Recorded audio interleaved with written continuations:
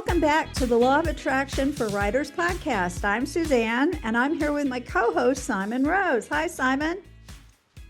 Hey, how are you? Good. Now, today we're going to be exploring the law of cause and effect, how every action you take as a writer sets a chain of outcomes in motion. So the law of cause and effect reminds us that nothing happens by chance. Every success has a cause, and every creative drought can be traced back to what caused it: thoughts, habits, energy, or focus.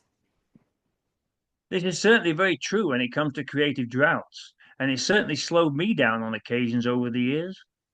For example, it's not that I doubt that if my idea is any good, but I do start to convince myself that I'll never be able to work out all the story's details. I develop writing habits where I'm working on just about anything that'll prevent me from doing creative writing on a project and put energy into those things instead, failing to focus on the project in hand.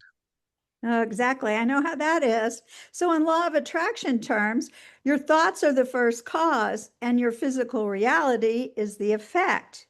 So, what you think repeatedly becomes what you experience. And as you say, success usually has a cause as well. For example, I think to myself that I'm determined to finish a project, developing habits to help me do this.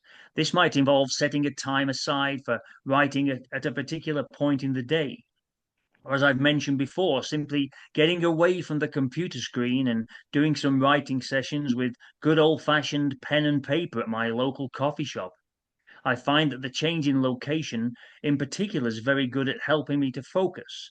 Plus, I have the energy I need too.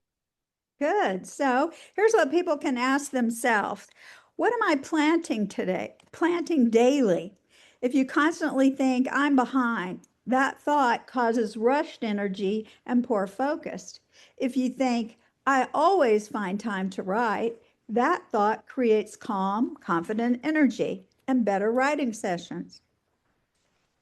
We're probably all guilty of thinking that we're behind sometimes or have too many other things going on in our lives, and it results in writing sessions not even getting started.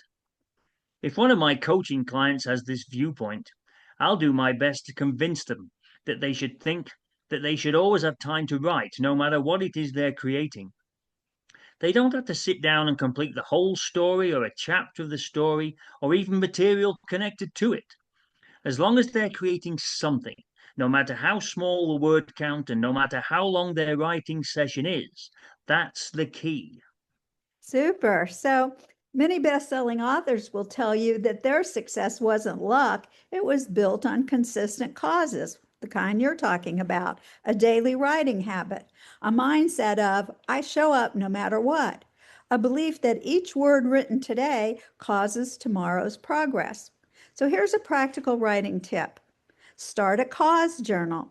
For 1 week, note what mental or emotional state you're in before writing and what the outcome is afterward. You'll start to see patterns, certain thoughts, moods, or routines that consistently lead to better results. So try this. Identify one cause that always leads to positive writing sessions. Maybe that's a morning walk or your coffee or saying affirmations, and make that a part of your daily routine. I can certainly identify with this. If ever I'm stalled for some reason, a walk with my dog usually leads to a positive writing session. And this isn't just related to work in progress. On one occasion, it led me to deciding to publish something that was already completed. I'd already finished the novel An Untimely Death, but wasn't happy with it, and really wasn't sure if I wanted to publish it. Then, when I was out walking, I got a few ideas, and on my return home, started to play around with the story. I ended up being very happy with the changes I made, and the novel was eventually published in the fall of 2024. That's cool. Interesting how things like those happen.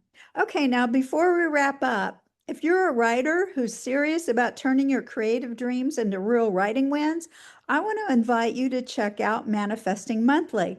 It's my little powerhouse magazine for writers with practical writing strategies, mindset tools from the law of attraction, and business sites all rolled into one. Every issue is packed with things you can apply right away. So if you're ready to stop wishing and start writing with intention, go to writebythesea.com and click on magazine in the top menu bar and grab your copy today. And you can also find writing tips and advice taken from my The Children's Writer's Guide, The Children's Writer's Guide 2, and the Time Traveler's Guide posted regularly at the Write by the Sea blog. Yeah, and you'll find all of that listed at writebythesea.com. So that's all for today. Now, in our next episode, we'll explore the law of compensation and how the energy you give your writing always returns to you, often multiplied. I'm looking forward to chatting about this next time, Suzanne. Until then, happy writing, everyone!